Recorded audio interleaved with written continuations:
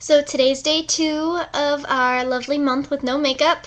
I really haven't done much today except I had a drum lesson and I've pretty much stayed inside all day.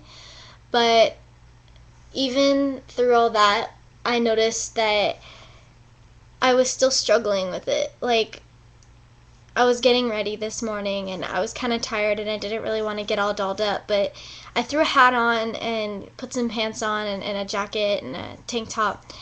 And I looked in the mirror and I was just like, I need mascara. But of course I didn't put it on. And I'm hoping that eventually I'm not going to feel that way. Um,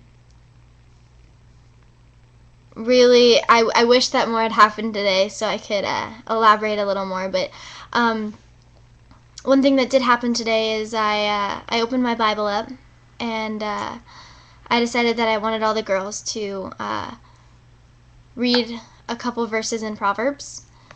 And that was actually Demi's idea, so I decided that that'd be a cool idea to have the girls all do some reading. And I read a lot about temptation and wisdom. And one of the verses, I don't have my Bible lying around anywhere in here, so I can't really read it word for word, but it talked about not giving in to peer pressure. And it reminded me a lot of what we're doing now, because I know that a lot of us are going to face a lot of peer pressure through all this. I know that not everybody is going to agree with what we're doing, and a lot of people are going to try and get us to stop. And a lot of people are going to not necessarily say the things that we need to hear. And I think that's just even more reason that we persevere and we don't give up.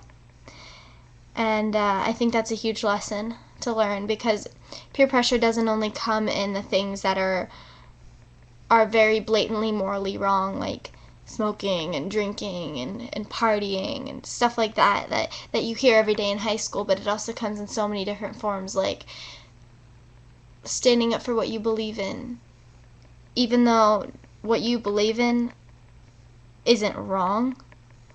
A lot of people, or what you believe in, even though not doing what you believe in isn't necessarily wrong, a lot of people are going to try and make you think it is.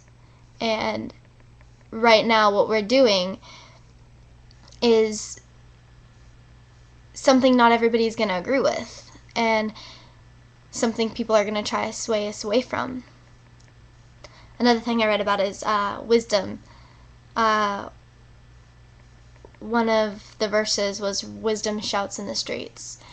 And I think this, for me especially, it hit me really hard, because it reminds me that through this journey we have to keep our ears open to wisdom, and we have to listen for those things that are gonna make us want to keep doing this.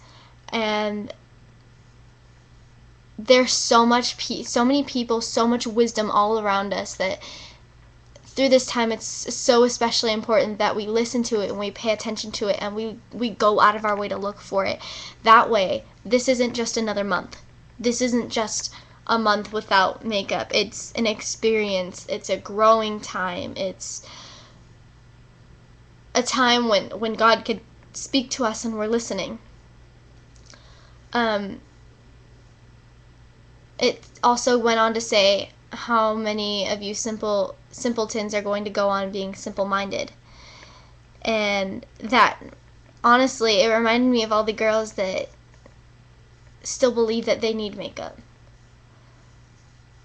And not to call any of those girls simple-minded, it's just that I believe that all those girls are just girls that are waiting to be enlightened, that they don't need makeup to be beautiful.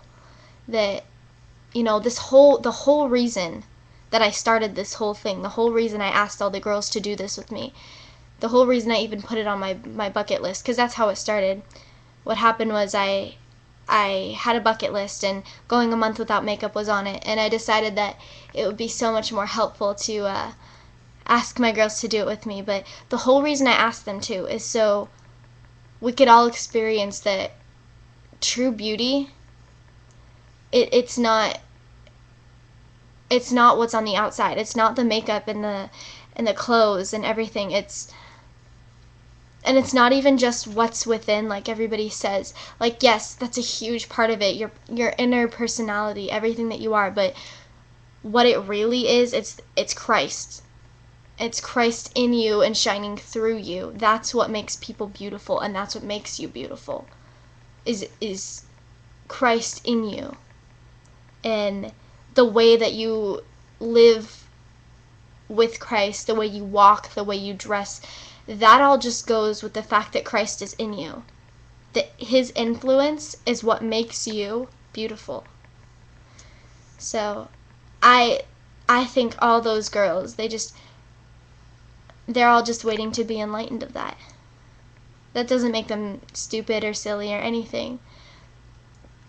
They just need to listen for the wisdom that's shouting in the streets. I really don't have much to say other than I hope my girls are having a great experience as well as I am. I'm